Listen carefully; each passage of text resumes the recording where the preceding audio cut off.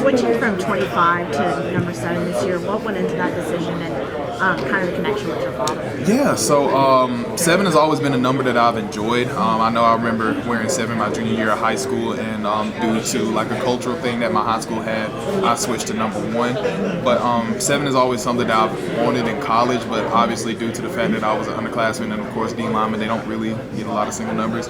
I waited my turn and got 25. And what got into it is just like, I know when I chose 7 in high school, my dad, when he first started playing football, his first number was 75.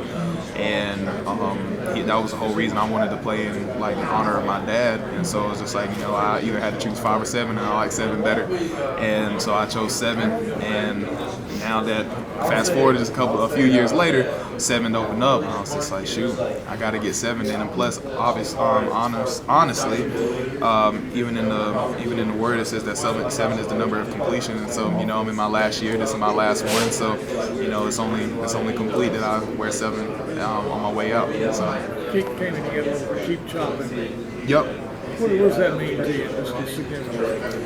It resembles the resiliency that I have to have throughout my life. I know even being recruited as a high schooler, I was doubted, I was overlooked because of my height, and so it was a very frustrating time. And Coach Brown took a shot on me when a lot of other teams didn't.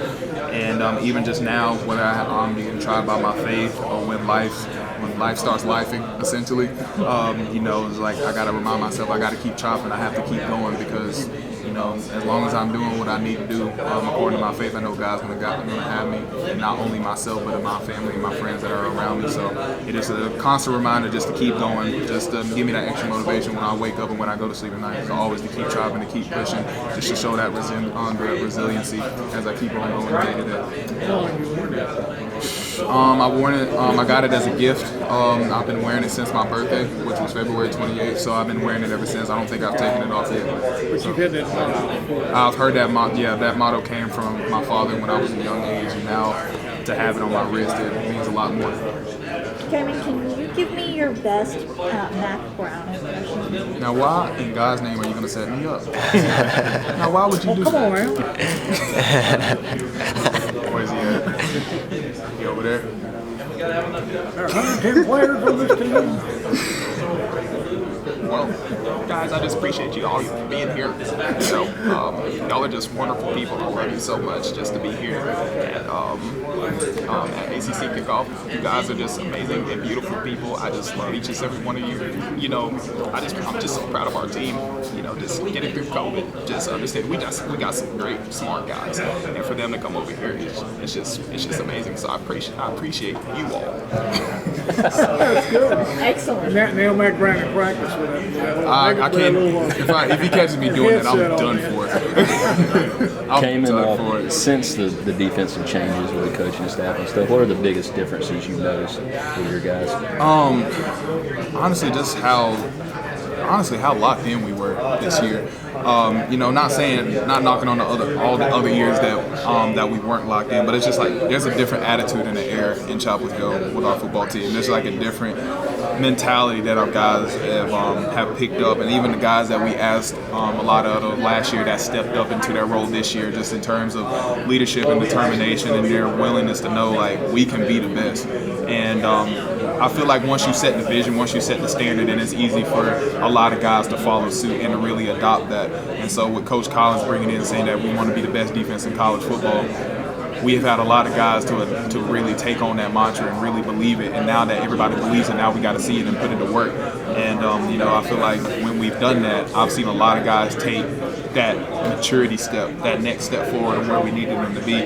And it's a beautiful sight to see. I'm really excited to see how this defense continues to progress. I know we're going into fall camp on Sunday, so I'm really ready to see how this defense rolls into action going into fall camp.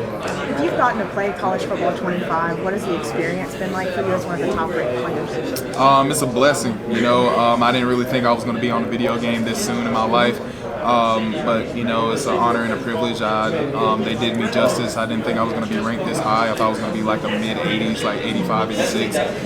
So for them to rate me as a 91, it's a blessing. So I appreciate every moment, and I do play with UNC quite a bit. So I'm enjoying the game a lot. How accurate do you think it is to actually say that? I think it's too accurate in a lot of different ways. I've had my rage quits. I've had my situations to where like I have had missed snaps and busted coverages and things of that nature. I've gotten very frustrated with the game, but I mean, if this is how a fan feels with college football, then I feel it for you now.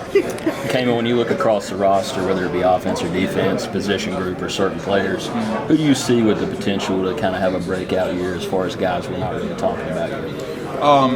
Honestly, two guys that come to mind off the jump is Bo Atkinson and Jordan Shipp. I really think those guys are going to have really breakout years. I know for both of them, they got some age, some guys that's been playing a good amount of college football in front of them. But I know the second that they step on the field, all they're going to do is produce. And so these guys are going to put up numbers. I'm really excited to see how both of them step into their big roles this year because I feel like, I know for Jordan, with him being an early enrollee freshman, man, I know he can step in and make an impact the second that he touches the field. And Bo, he's played a good amount of games. And I know with him, he has improved in so many different ways, not only physically, but mentally, emotionally, and spiritually. And I know he can definitely be a game changer for us. And I can't wait to see both of them ball out this year.